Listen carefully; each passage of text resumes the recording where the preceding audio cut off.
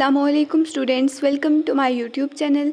In today's lecture, we will discuss how to calculate the number of atoms. Basically, it's numerical based question. So इस example की help से हम understand करते हैं कि हम number of atoms किस तरह calculate कर सकते हैं.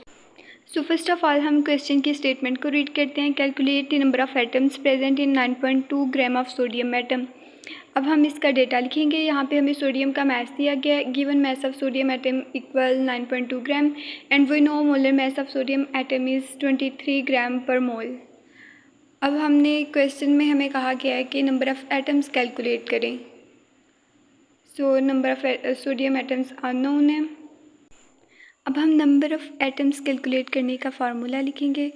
As we know, number of sodium atoms equal number of moles into Avogadro's number and number of moles का formula है given mass divided by molar mass. Now we can calculate number of sodium atoms by using these two formulas. First of all, we have to find number of moles of sodium atoms. As we know, number of moles equal given mass divided by molar mass. अब हम इस फार्मूले में value put करेंगे. Given mess sodium atom का हमारे पास 9.2 ग्राम है और इसका मोलर मैस 23 ग्राम पर मोल है. इनको डिवाइड करने से हमारे पास सोडियम एटम्स के मोल 0.4 मोल्स आ रहे हैं.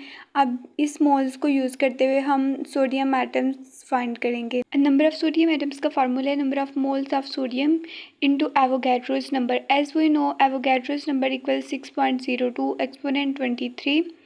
अब नंबर ऑफ़ मोल्स को और इसको हम जब आप इसमें मल्टीप्लाई कर देते हैं तो हमारे पास इसका आंसर आ जाता है. So number of sodium atom present in 9.2 gram of sodium is 2.408 exponent 23 atoms.